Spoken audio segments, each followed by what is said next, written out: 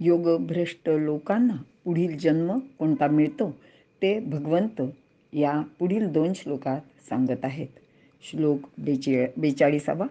अथवा योगिनामेव कुले भवती धीमताम् एतद्धि दुर्लभतरल लोके जन्म यदीदृशम्. श्लोक 43. तत्र तं बुद्धिसंयोगं लभते पौर्वदेहिक यत ते च ततो भूयः संसिद्धौ कुरु नंदन. अर्थ, अथवा बुद्धिमान योग्याच्याच कुलामध्ये तो उत्पन्न होतो. अशा प्रकारचा जन्म प्राप्त होणे या लोकात अति दुर्लभ असे आहे.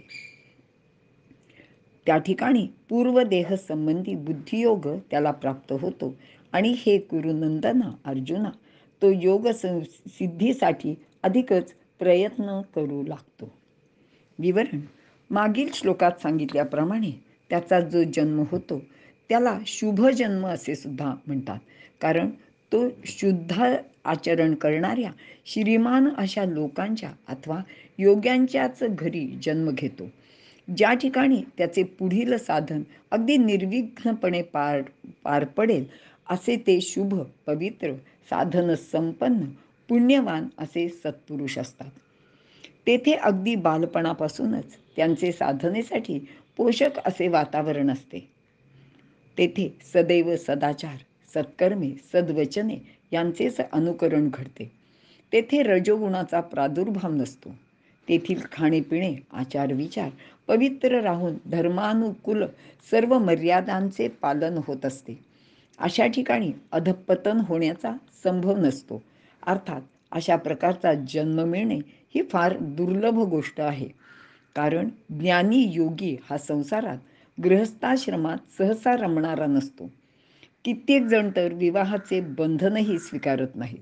त्यामुळे त्यांना अपत्य होणे संभवत नाही. तरीसुद्धा ज्ञानदेवादी भावंडे किंवा समर्थांसारखे योगी अगदी अशा शुद्ध आचरण करणाऱ्या श्रीमान अशा मात्या पित्यांचे उदरी जन्माला आलेले आहेत. या अशा पुरुषांचा गृहस्थाश्रम हा पुण्यकारकच असतो. त्यांना ऋतुकाळी गमन करण्यामुळेच पुण्यच प्राप्त होते, कारण असे योग साधन करण्यासाठी जन्म घेणारे आत्मे अंतराळात संचार करीत असतात व जन्म घेण्यासाठी योग्य स्थलकालाची संधी मिळण्याची ते प्रतीक्षा करतात. जर माता पिता अपवित्र असे आचरण करणारे असतील तर तेथे ते लोक प्रवेश करत नाहीत. शुद्ध बीजापोटी फळे रसाळ गोमटी हेच त्याचे वर्म आहे. म्हणून गृहस्थाश्रमामध्ये चांगले आचरण करून एखाद्या योगभ्रष्टाला त्याचे पुढील साधन करण्यासाठी संधी मिळवून देणे हे या गृहस्थाश्रमातच शक्य आहे.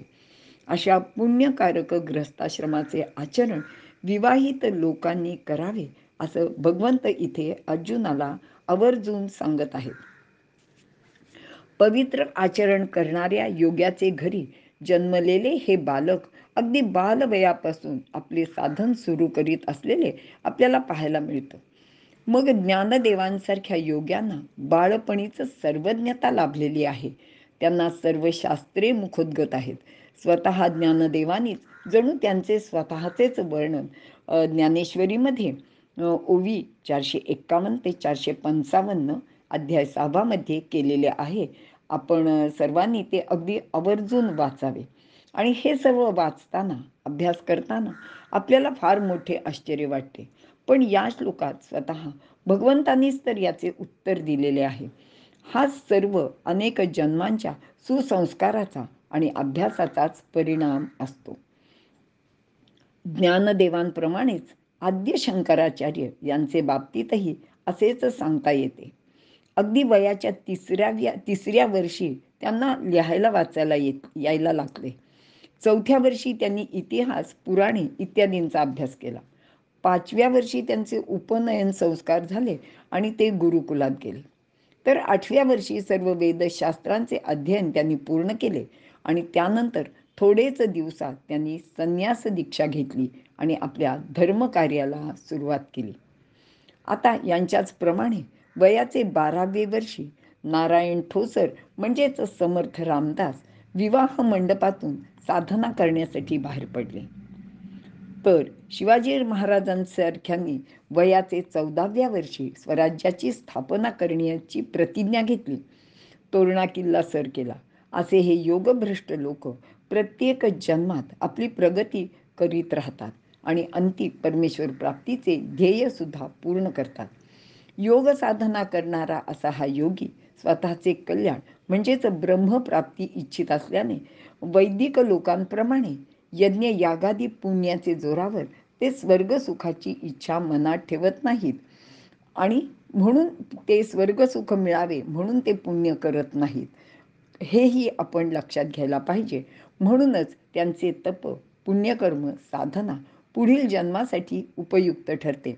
आपण केलेले पुण्यकर्म जर आपण भोगले तर ते नष्ट होते. इथे सुद्धा असं इथे भगवंत सुचवत आहेत. इथे आपण थांबूया.